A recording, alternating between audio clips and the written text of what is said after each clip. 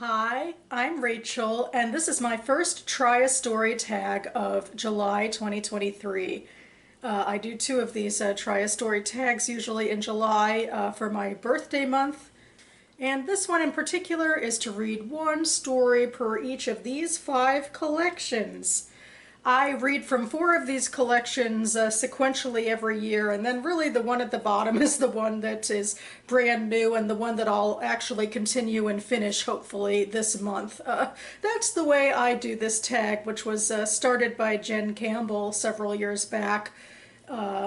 So, yeah. And anyway, of course, the other big part of the tag is to discuss each of the stories I read with you. So without further ado, I'm going to start with the story I read this year in the Vintage Book of Contemporary American Short Stories, edited by Tobias Wolff. And what do you know, this year I read Tall Tales from the Mekong Delta by Kate Braverman. And in fact, I read one of Braverman's collections earlier this year, Tales of Seppuku, I think it was. I didn't really like it that much, but I can leave the link to my review down below. This story has something on some of those other stories in that it was at all readable.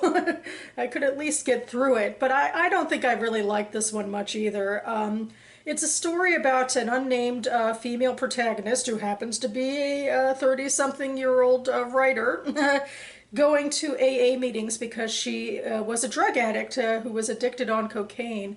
And she runs into this slovenly man who insults her and is just completely out of line the whole time, and she's slowly falling for him. And there's really, I don't know, no real reason for it. I just feel like, it's just titillation. Like the protagonist isn't a real character. This man is like, just a stereotype of this arrogant, slovenly, outrageous asshole who, first gets her to like, spend time with him, even though he's insulting her and how she views herself and, trying to get her back into like, smoking and doing cocaine and all of that. And there's no real, reason or, it's not at all like a serious meditation on what's going on here. It just feels like titillation for titillation's sake to me. So I don't know. This author I just don't think really works for me, and she just came up randomly again, and that's still my take on her. Here I have Great Short Stories by American Women, edited by Candace Ward, and this collection actually focuses on the 19th and early 20th centuries. And I, in this year, have gotten up to reading Kate Chopin, which I also read her in the past back in my school days. I remember disliking The Awakening. But looking back at where I was, I think that was more my fault when I read The Awakening in school. I think, I was more prudish in a way, and I was just a lot more put off by the fact of the salacious behavior. I mean, she is surprisingly sexual, including in this story, which is The Storm, and shockingly, it takes place during a storm in, French Cajun Louisiana, where there were a lot of names I'm sure I could mispronounce very easily. But the sexual liaison happened between Calixta and Alcina when they're boarding up the house. And, I guess first tensions are high just because, especially because Calixta's husband and son are still out.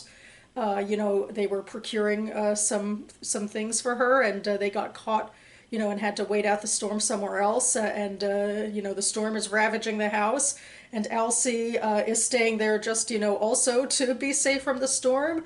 And those high tensions turn into a sexual liaison where, there's explicit mention of breasts and all of that.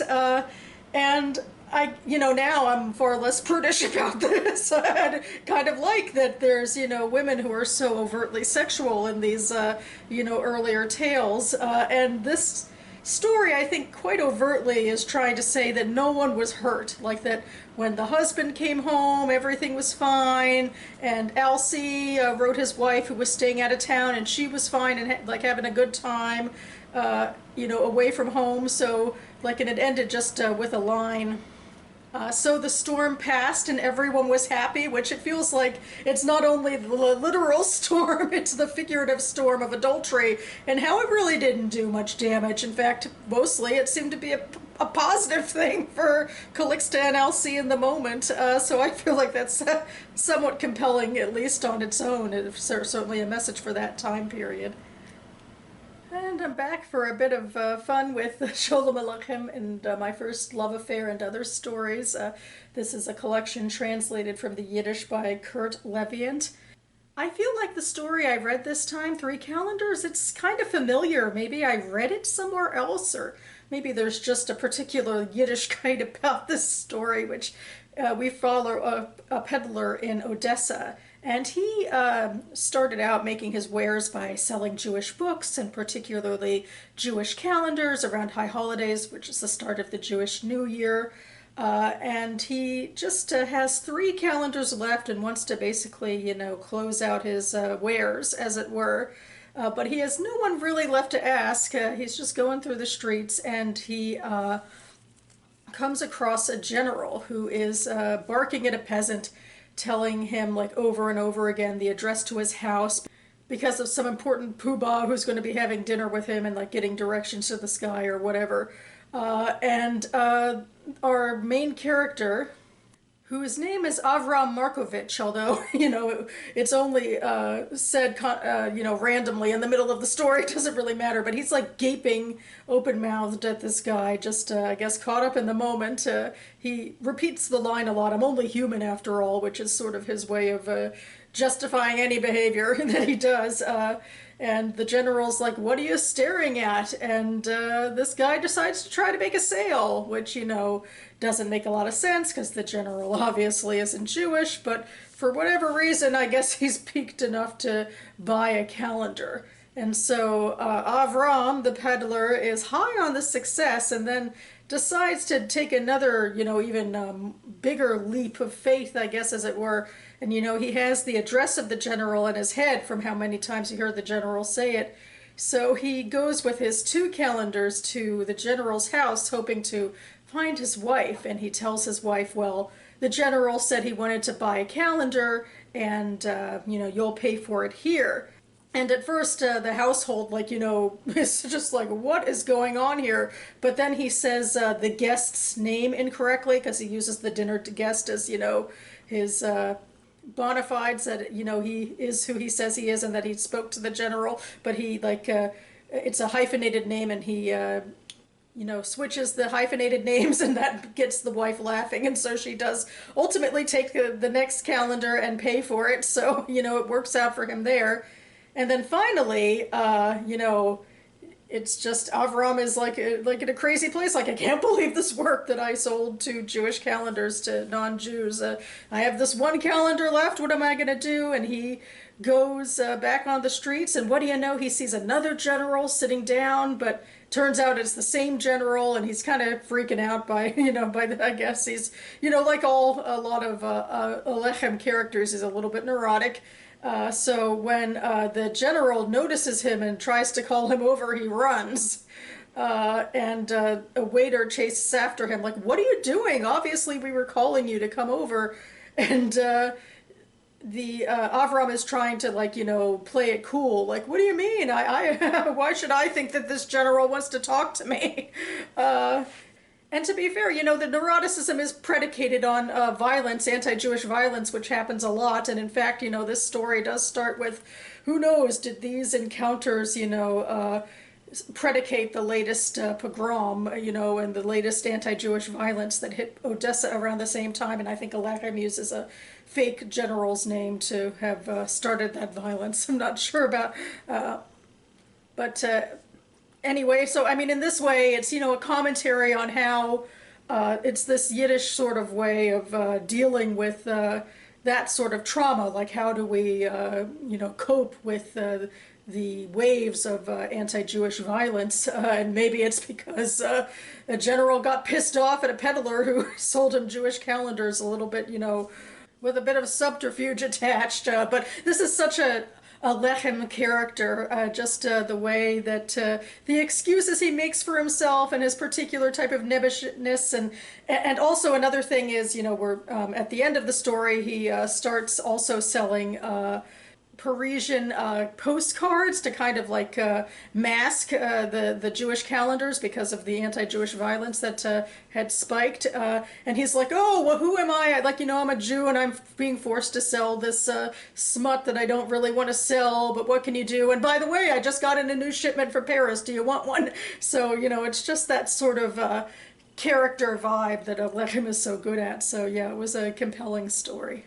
We have finally gotten to Oi Caramba, an anthology of Jewish stories from Latin America, edited by Ilan Stavins, which, if you've watched my Am Reading videos, you might be familiar that I've been reading from this collection regularly, but before a few months ago, I just read one story per year for this tag, but now I'm much further along in it, so that feels good, but I also wanted to, pick it up here as well. And I read a flash fiction story. It's only 2 pages long. It's called Bottles by Alcina, Lubitch, Domecq, and it was translated from the Spanish by Stavins himself. And he said something pretty interesting about it, I guess, in his little intro, that it's a story where the narrator, first-person narrator, is they're looking at their mother when she is undergoing a breakdown. So it seems. And what Stavins says about it is that it's a surrealist examination of motherhood. The protagonist is a woman alienated from herself, a robot-like creature trapped in her own corner of the universe, which I feel like maybe that's commentary more on Domecq's other stories and how this fits in with it. How I kind of saw this is like, she herself is not the main character. We're seeing her from the outside. So what I was focused on is that it seemed like a mental breakdown, that this woman first started obsessively collecting all sorts of bottles, which at first I wondered is this an allegory for alcoholism or something, but in fact one thing she does is collect wine bottles at one point, but then she dumps the wine down the sink. So it's supposed to be about something else, and then she starts to believe that she's living in a bottle and that she's trapped, and so I mean, what he says is interesting, but I feel like, we're seeing it from the child's point of view, so they're witnessing this breakdown and just how tense and unnerving it is, and the relief of actually when the mother is taken away, to get out of this surreal space. But I feel like we're seeing it from the outside, from the child's point of view. So I don't know, it's such a quick flash sort of story. In a way, I think it would have been more interesting if we were in the mother's head, maybe, or, had more sympathy for her or empathy for her from that perspective. But I definitely saw it more from the outside here. And my final story is the titular Sarahland of Sarahland by Sam Cohen. And I actually think I might need to sit with this one a little more. I'm, on a schedule here for this video, and I just need to wrap things up. So this whole collection is about characters named Sarah, and I think it's going to be a variety of real and surreal situations. And we're starting with a story about a group of Sarahs who live together, and in fact at one point they're even watching the Heathers. So I got that in my head a bit about how this is sort of a commentary, I think, on millennial culture. Like, I don't know, it was more familiar to me, this college experience that she was going into, this Sarah, who was called Dr. Sarah because she's a pre-med living with 2 other Sarahs and a non-Sarah roommate. And it talks about food and diet and body image, and it talks about the questions you ask and the sort of academic careers you embark on about, your future, to try to get to where you want to get into your future and who you are there. It talks about an infestation of boys and sort of the culture of trying to appeal to boys, and also a hyper-sexualized culture where there is some alarming sexual assault in here as well that's pretty normalized, I think. And it's also about Jewish culture and how, you move from, I guess, Jewish neighborhoods to Jewish colleges without noticing it. I guess for some people, that hasn't been my experience. I've always often been the sort of exotic Jew in non-Jewish spaces, so it's always interesting to hear about this more like girls-esque reality.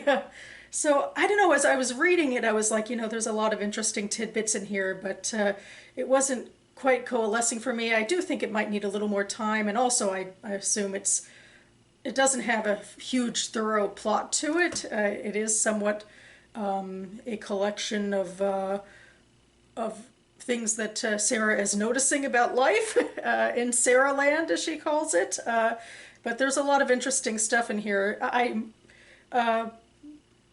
going to continue with this collection and I'll report back on how the whole thing goes. But that about covers it for me now, and I will leave the Goodreads links for all 5 of these books listed down below, and my playlist for my short stories videos that I put onto BookTube, and also a link to Jen Campbell's BookTube page, so check it out. And I should be back with an AM reading video, but it's going to be about a week away because I'm going on vacation and I'm trying to desperately squeeze this in before I have to really get going. Stay tuned for that. Hoping I'll have a lot of reading to talk about, in fact, because I'll have some time, hopefully, on vacation to do that. If there's any short story in here that particularly stood out to you in terms of good or bad or whatever, I'd love to hear about it. And meanwhile, thanks so much for watching, everyone, and I'll see you next time.